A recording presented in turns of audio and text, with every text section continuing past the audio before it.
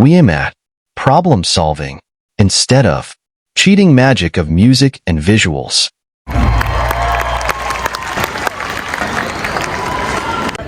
Introduction: a journey to transform your financial decision-making.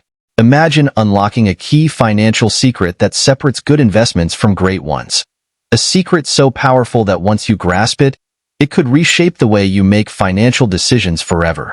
Over the next 30 minutes, we'll dive into the fascinating world of the net present value, NPV, method, and by the end of this session, you'll see why understanding it can be your first step toward mastering smarter investments and building long-term wealth. But here's an intriguing thought to start with. What if a widely used financial tool is misunderstood by many? What if this misunderstanding is keeping you, or even Fortune 500 companies, from making the best financial choices? Stick with me as we uncover the myths, truths, and strategies around NPV. Feel free to leave your thoughts or questions in the comments as we go. This lecture is for you, so let's make it interactive and meaningful. What is the NPV method? Let's start with the basics. The net present value, NPV, method is a cornerstone in capital budgeting, a process businesses use to evaluate investment opportunities.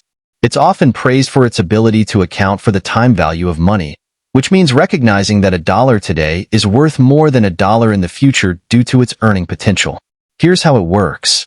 NPV calculates the present value of cash inflows from an investment, subtracting the initial cost.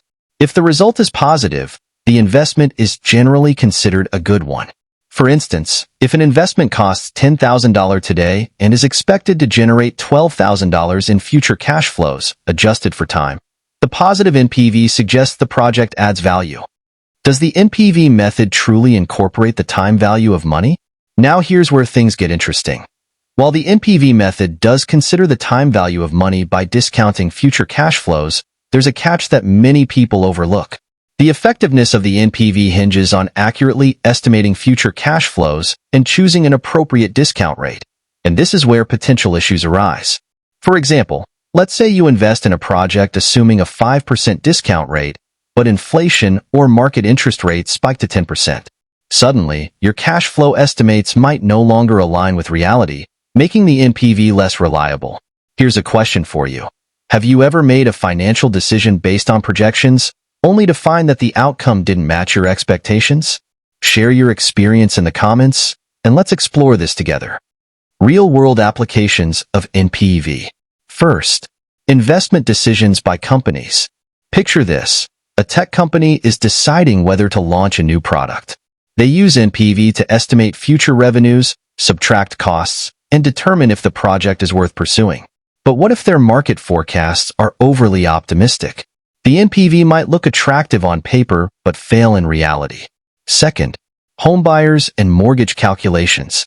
When you're deciding whether to buy a house, the principles of NPV can help evaluate the long-term financial benefits. By factoring in mortgage payments, potential rental income, and future property value, you can use an NPV calculator to gauge if it's a sound investment. Common missteps in using the NPV method.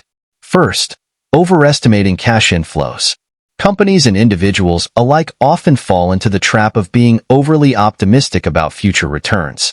For example, launching a new product might seem lucrative, but unanticipated market changes can quickly derail those projections.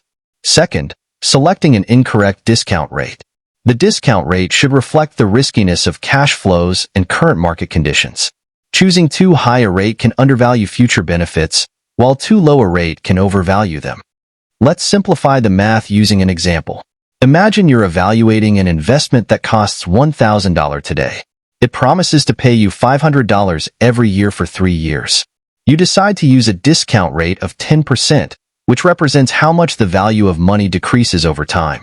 Here's how you calculate the net present value step by step. For the first year, take the $500 you'll receive after 1 year. Since money in the future is worth less than money today, you divide this $500 by 1 plus the discount rate. That's $500 divided by 1.10, which equals $454.55. For the second year, take the $500 you'll receive after 2 years and divide it by 1.10 squared, because 2 years have passed. This equals $500 divided by 1.21, which comes out to $413.22.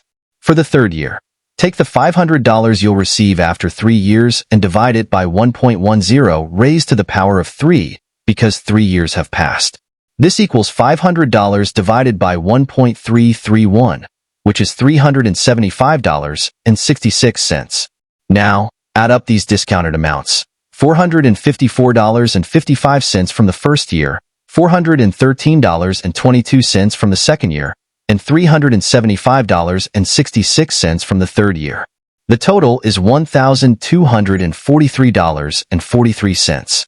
Finally, subtract the initial cost of the investment, which was $1,000. The result is $243.43. This means the net present value of the investment is $243.43, a positive number, which suggests this is a profitable opportunity. Why some prefer alternatives to NPV? While NPV is a robust method, critics argue it's not without flaws. For instance, it doesn't account for non-financial factors, such as strategic benefits or environmental impacts. This is why some decision-makers consider alternatives like the internal rate of return, IRR, or profitability index, PI. Each method has its pros and cons, but NPV remains a favorite for its ability to provide a clear financial picture. Actionable tips for applying NPV in your financial decisions. First, use online tools like an NPV calculator to simplify complex calculations. Second, regularly reassess your discount rate to ensure it reflects changing economic conditions. Third, avoid putting all your trust in projections. Build a margin of safety into your estimates. Closing thoughts. Understanding the NPV method is more than just a financial exercise.